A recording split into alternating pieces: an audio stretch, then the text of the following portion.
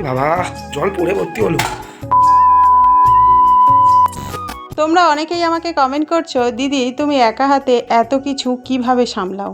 তোমাদের সেই সব কিছুর প্রশ্নের উত্তর থাকবে আজকের এই ভিডিওতে। তার জন্য কিন্তু তোমাদেরকে ভিডিওটা পুরোটা দেখতে হবে। সো হ্যালো এভরিওয়ান, আমি টুম্পা, আমার নতুন আরও একটা ব্লগে তোমাদের সবাইকে ওয়েলকাম।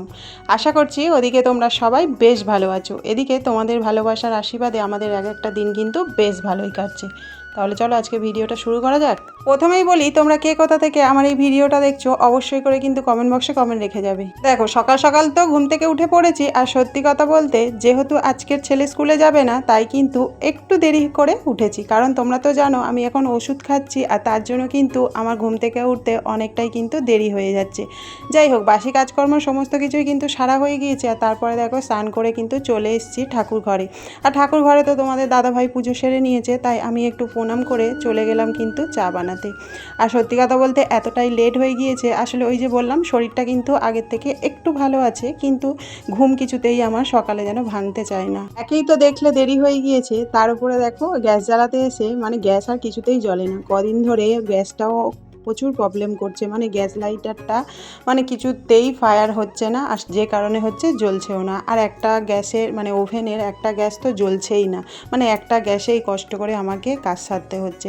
তো ফাইনালি আমি তো চাটা কষ্ট করে নিলাম। এসে কিন্তু ছেলে আমি মুড়ি মেখে চা বিস্কুট সমস্ত কিছু খেয়ে নিলাম। আর তারপরে দেখো সবজি কাটতে বসে গিয়েছি। তোমরা তো দেখেছিলে আগের দিনে লাল নোটে এনেছিলাম, আর সেটাই কিন্তু কেটে নিলাম ভাজা করব বলে। আর তারপরে কিন্তু একটু হচ্ছে মাছের ঝোল বানাবো বলে দেখো ফ্রিজ থেকে তো মাছটা নিয়ে এসেছি, তার জন্য আলুও কেটে নিলাম। পেঁপে আলু দিয়ে মাছ দিয়ে ঝোল হবে। আর এই মাছটা তোমাদের তো আগের দিনই বলেছি, মাছটা সত্যি কথা বলতে প্রচুর টেস্ট। আর মাছটা একদম জ্যান্ত, মানে জলে চড়ছিল, সেই মাছই আমি এনেছি। যাই হোক, তোমরা অনেকেই আমাকে কমেন্ট করছো, দিদি ভাই তুমি একা হাতে এত কিছু কিভাবে সামলাও, আমাদেরকে প্লিজ একটু বলো। সত্যি কথা বলতে দেখো, মনের জোর থাকলে আর তোমার যদি প্রত্যেকটা মানুষের ভালোবাসা থাকে মানে বাড়ি থেকে, তাহলে কিন্তু তুমি সব দিক থেকে দেখবে এগিয়ে যেতে পারবে। আর সেই সাপোর্টটা কিন্তু আমি পুরোপুরি আমার বাড়ি থেকে পাই, যেটা সত্যি কথা বলতে।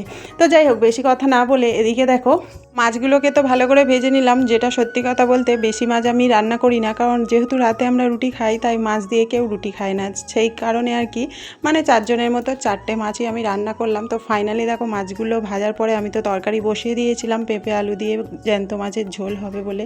তো ফাইনালি আমার ঝোল তো হয়ে গিয়েছে। আর তারপরে দেখো শাকটাকে ভাজবো বলে আমি কিন্তু পেঁয়াজটাও কেটে নিচ্ছিলাম। আর সত্যি কথা বলতে বেশি কিছু রান্না করিনি, কারণ আজ একটু বেরোবো, যে কারণে আর কি তাড়াহুড়ো করে রান্নাটা করছিলাম। তো যাই হোক, আর এদিকে দেখো পেঁপে সিদ্ধ দিয়েছিলাম ভাতের মধ্যে। তো ফাইনালি আমি তো পেঁয়াজ কাটা হয়ে গিয়েছে, তো শাকটা ভাজতে বসিয়ে দিয়েছি।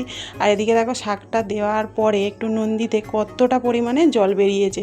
সত্যি কথা বলতে মানে শাকটা এক কড়া শাক হয়ে গেল কিন্তু একটুখানি। যাক, ফাইনালি দেখো একটা যেহেতু বেজে গিয়েছে, শাশুড়ি মাকে তো ভাত দিয়ে দিলাম, আর তার সাথে সাথে কিন্তু আমিও ভাতটা নিয়ে নিলাম। ওই যে বললাম আমি একটু বেরোবো, মানে আমি বেরোবো না, আমি আর ছেলে বেরোবো, তাই ছেলেকে অনেকক্ষণ ধরে বলছিলাম তো একটু স্নানটা তাড়াতাড়ি কর। কিন্তু ওই যে বাড়িতে থাকলে ওর আর স্নানের কথা মনে থাকে না আর কি, ওকে মানে জোর জবরদস্তি করে ওকে আর কি স্নান করাতে হয় আর কি। ওই দেখো, তোমাদেরকে তো বলাই হয়নি, ছেলে আসলে আজকে স্কুলে যায়নি, যে কারণে কিন্তু আমার রান্না করতে আজকে বেলা হয়ে গিয়েছে। যাই হোক, এদিকে দেখো ভাত বেড়ে নিয়ে বসে পড়েছি আমি খাবো বলে। আর ছেলে তো স্নান করতে গিয়েছিল, এসে দেখো আমার ওপর রাগারাগি করছে, মা তুমি খেতে শুরু করে দিয়েছো, আমি কি একা একা খাবো, মানে এইসব। যাই হোক, ফাইনালি ছেলেকে খেতে দিয়ে আমি দেখো চলে এসেছি রেডি হয়ে। আমি ওই যে বললাম একটু বেরোবো, তো ফাইনালি আমি সমস্ত কিছু রেডি করে নিলাম। নিয়ে দেখো ছেলে আমি বেরিয়ে পড়েছি। আর ঠিক বেরোনোর মুখেই কিন্তু দেখো বৃষ্টি এসে গেছে। সারাদিন খালি একবার করে বৃষ্টি আসে, একবার করে বৃষ্টি বন্ধ হয়ে যায়, মানে জামা কাপড় একবার করে ছাদে দিই, একবার করে তুলি। যাই হোক, এবারে দেখো কাজ তো কমপ্লিট হয়ে গিয়েছে, মোটামুটি আমরা বাড়ি ফিরছি। তো ভিডিওটা কেমন লাগলো অবশ্যই কমেন্ট করে জানাতে ভুলো না। দেখা হচ্ছে পরের ভিডিওতে, টাটা।